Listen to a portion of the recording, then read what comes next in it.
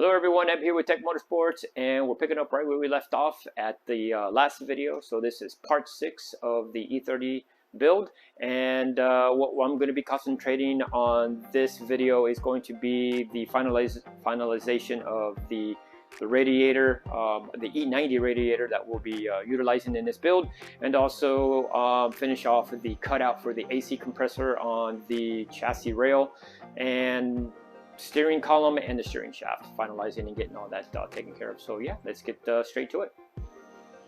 Alright, so here we are, but here are the few stuff that I'm going to be working on in front of the car now. So what I got is the rack and pinion. I have to relocate the rack and pinion a little bit because when I started messing with this earlier on, which is the lower control arms, that's what I was hoping I was pointing on, I didn't have enough caster on them, and now that I put more caster so I can clear the back, at least for now, I got it to where the inner ball joint was a little bit too bent, and the control arm was facing far forward. So by having it in that location I originally had it, that was too much. So what I'm going to be doing is, which I have right now, I'm moving that forward and adjusting it. So I'll have to create new brackets for that, which is okay because I already knew I was going to have an issue, or I not have an issue. I knew I had to adjust some stuff because when I did do this, I realized that the clearance, or one of the issues I was going to have, was the steering rod clearance from the rack and pinion. So by doing this, I'm taking care of both things, so no worries about that one. So the other stuff that I'll be working on is finalizing the installation of the radiator, and then also the coolers that we have with the condenser for the AC, which leads me to the other section, which is going to be the section that I cut out earlier so that the AC will fit in the engine bay from the E92. So those are the main things that I'll be working on now. There are a couple other items that I have on the list to classify as stage 1 complete, but there are items that are definitely not needed to, I don't have to do them right now. So let's take a look at the rack and pinion. Okay, concentrating on the rack and pinion. So what I've got, I did a little bit stuff previously before I started filming, was so by me moving the power steering rack forward, which gives me about between a 1/4 inch to a 1/2 inch of gap between the rack and the section here of the oil pump. And what it does, it pretty much almost corrects the inner tie rod, the inner ball joint. It pretty much corrects it. So by doing that, I lowered it as well, and I have plenty of room down here. I mean, I actually can lower it just a tad bit more, but it's in the right spot. And what that has done, it has cleared up the shaft yoke and everything for the steering shaft to connect to the steering wheel, or to the steering column. So now what I got to do is just do a little bit of adjustment. You can see I have kind of thrown in a bracket in here just to push it forward and bring it down some, just to give me an idea. I do have to bring the top section of it downward a little bit so it could completely clear both the header and the engine bracket. So that's what I'm working on now. So let me keep plugging away at it.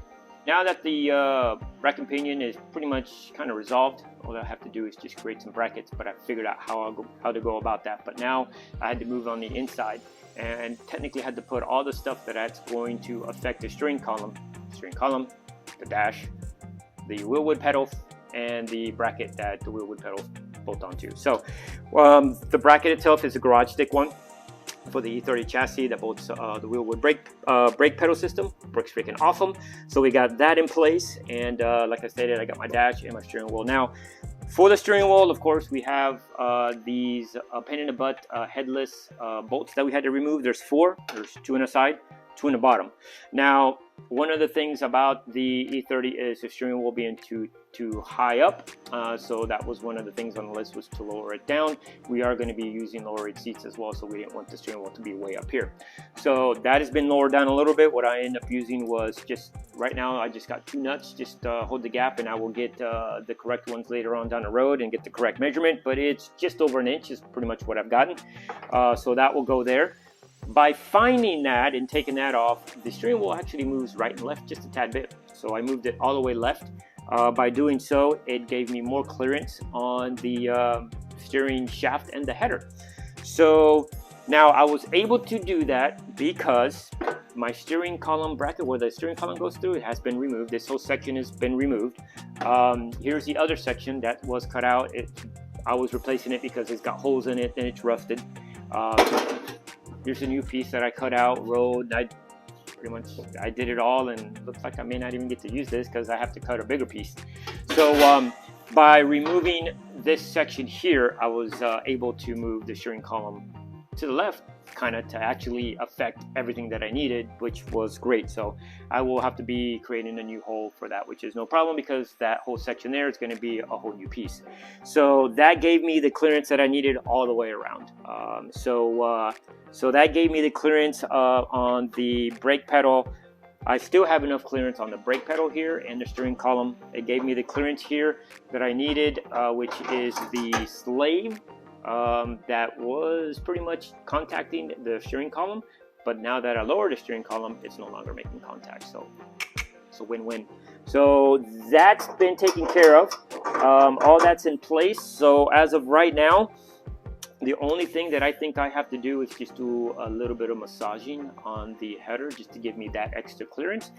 And that whole system is technically, I would call, you know, at least trying to figure out how to go. That's done.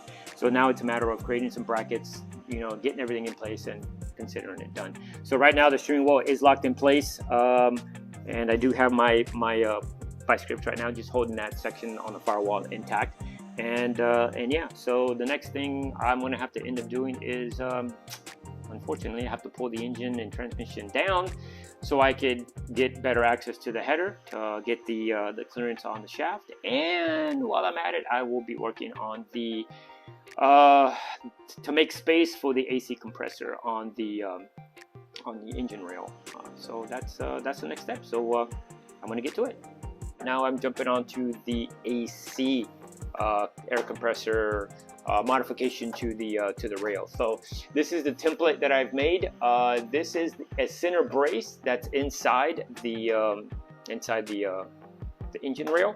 So I am going to incorporate that in my piece. So what I'm going to end up doing, once I get this piece all trimmed out and in place, this piece will actually sit in just enough to where I could weld on it and I could grind it smooth and you won't even know.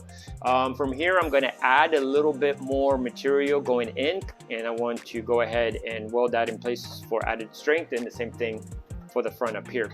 Now this section here is cut at an angle, so there will be a piece that's going to be in an angle there, so that way it's not just a straight 90, so kind of make it look a little bit better. So yeah, so that's what I've got right now. So right now I'm just going to take this template and put it onto metal, and see you in a bit. So here is the piece all cut out of metal, and she's pretty much positioned in place to go ahead and get this thing welded. So I'm going to go ahead and weld the whole complete thing, and then also once I get done with that, I will build this little piece here and get that welded in, and then at that point, you know, grind her down, make it a little bit smooth, especially here on this section, and this section, the AC cutout, will be technically done. So so yeah, and then what we'll end up doing is we'll jump to maybe the front here. This panel is it's got a lot of rust on it. This is where the radiator goes. My plan is to replace it and create an extension downward so the radiator has something to sit down on. So that's the plan, but we'll see once everything else gets into place. So yeah, so I'm gonna keep tackling it. There's the plate all welded in, grinded down, not too shabby, and I got the section already taken care of here, so this is blocked off. So the only piece I have is the front section. I'll take care of that here once I do the radiator support. In the time of letting this cool down, I went ahead and installed the reinforcement strut tower brace. I got that installed, and also I somewhat created but tweaked a bracket for the ABS pump. This is second to the last thing, or I'm hoping it's the second to the last thing. That's what my list shows. Those are the last. This one and the shifter are the last two things left until what GNR will classify as stage 1, technically complete. So there are a couple little things I still need to do, but that will be, I can tackle those on what is stage 3. Stage 2 is on him. So so yeah, so my plan on this is I'm using an E90 radiator with the condenser fan. So by doing so, there was a little bit tight on the ridges here, and up here, so I ended up trimming those off to give me more room. And also by creating this little brace, it gave me a little bit of extra room. So this section here originally housed a bunch of the brackets to hold the radiator in place, so I cut those off, and it is rusted in some areas, so I am going to remove this whole section and create a whole new piece. And also that, since I'm going to be doing that, that's how I'm going to build the bottom section of the support for the radiator. So it's going to be an E30 style lower section of lower support for the radiator. Now, I'm using an E90 radiator, so the mounting points for the radiator of an E90 and an E30 are different. So I'm going to have to add, I think it's a 1/2 inch aluminum strip from on the bottom side of the radiator, and then that's going to slide right over my grommets, and it's going to be just like an E30 radiator. So that's the plan on that right there, to get that done. And yeah, so I'm going to get to it. I got some of my spot welds. I've already grinded those down to locate those little puppies, because they're a pain in the butt, and then cut the section out and start plugging away, and hopefully be done with the second to the last item. So yeah, stay tuned for the rest. I got the radiator support brace taken care of. Also went through and cleaned everything up, grinded all my spot welds down, and I added weld through primer on this ledge here. And also I ended up cleaning this up really good. It had a lot of surface rust, and there was a couple little areas here that were a little rusted and stuff. So I treated those, got that in place, and also I didn't mention on I think it's this piece over here, I did add weld through primer as well, so that way it is safe for the elements of rain, water, and washing and everything. So yeah, so that's been taken care of. And also it's back here in the back. I went ahead and did my weld through primer on the top section here, where all the spot welds are going to go in, and then also here in this section here is my etching primer, which is for this section here. So yeah, so I'm gonna go ahead and attach it, and I'm gonna weld it in, and yeah, I'm just getting a little bit further. The lower section will then be completed, and then the only thing I have to do is I still have to go in and weld these as well. I'll close that up and close this little section up here that I've got, and then I also need to add the mounting tabs for the upper portion of the radiator, so I'll get to that. Well, the radiator support, or the lower section of the radiator support is in. So did my spot welds, and then also did my stitch weld towards the bottom. So that way she's sturdy in that end. I also end up adding a flat bar on the corners here on both sides. That way it's just not this thin 22 gauge metal that sheet metal that I've got. It's welded on with some added support. So I got my dimple dies in the center there, kind of mimicking a little bit the OEM. And then I did the dimple dies in the bottom for airflow towards the lower section of the radiator. And yeah, so here are my E30 mounts that I will be utilizing. So those are pretty much going to go there. I have not drilled the holes for them yet. I will wait at a later point to do so. Plus these clips that I took off, they're so brittle they broke off. So I'll have to, use bolts, or maybe if I could find those. But yeah, so towards the bottom of the pan, I end up adding some dimple dies in there as well, and that is to drain any water so it doesn't sit in here. So I went ahead and got this section here taken care of. So now that is completely welded in place, so there's no open space here. I did all my edges from here all the way up now. So all these are completely welded in place on both sides, and also welded in my mounting points for the top portion of the radiator here and over here, which you can only see just a tad bit of it.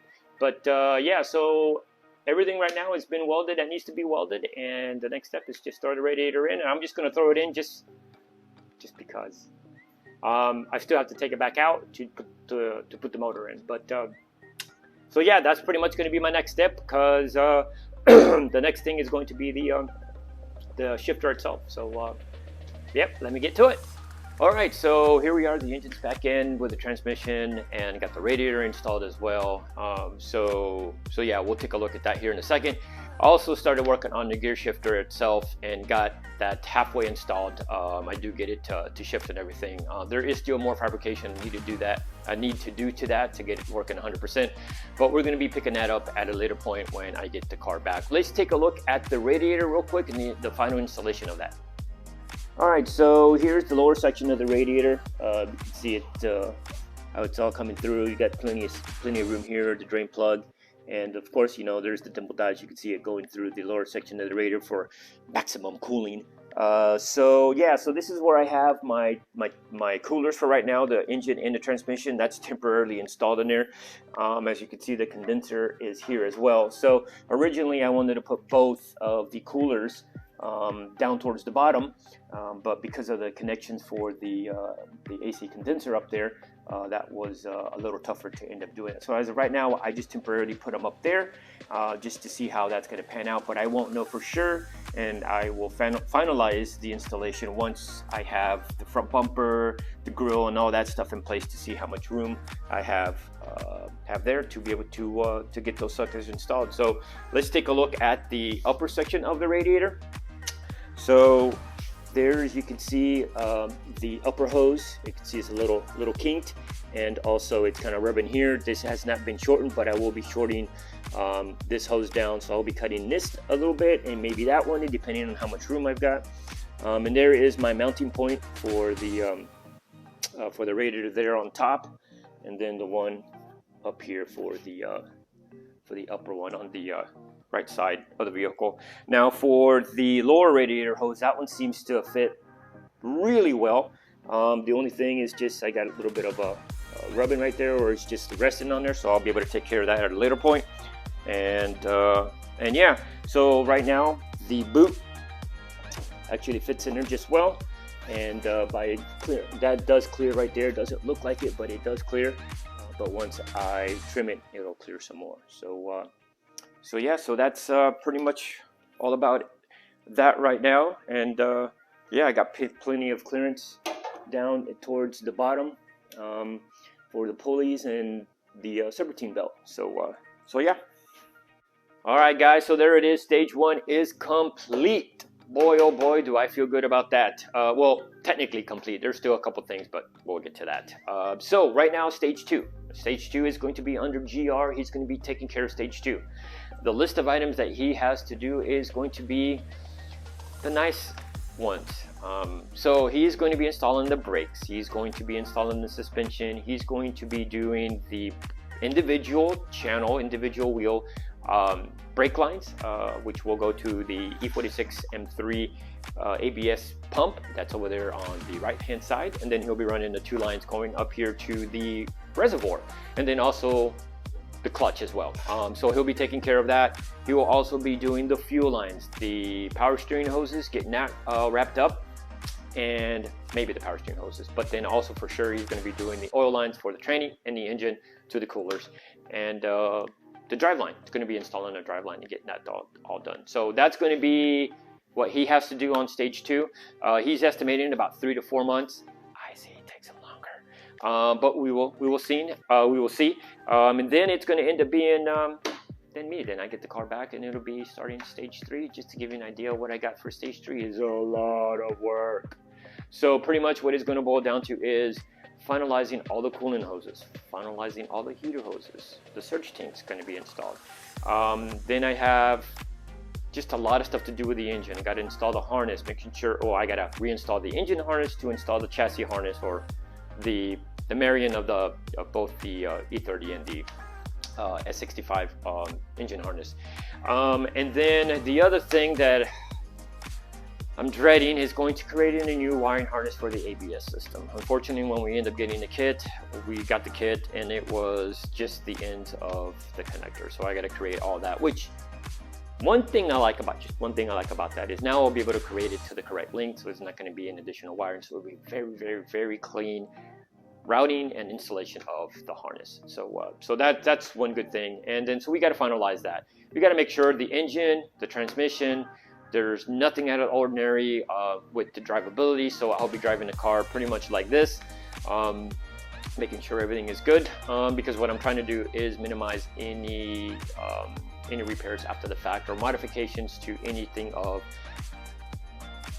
the items that have been painted already, and that's where I want to make sure I try to get that done. So hopefully that will get fixed, and there's going to be very little modification that needs to be done once it's out of paint. So yeah, that's the whole goal for that. And yeah, I hope you guys stay tuned for the rest of the videos on this one. Please help the channel out by doing so. You got to hit the like and subscribe button, so please do that, and hope to see you guys in the next video. She's coming along, that's all I gotta say, coming along. So again, thank you for watching. See you in the next one.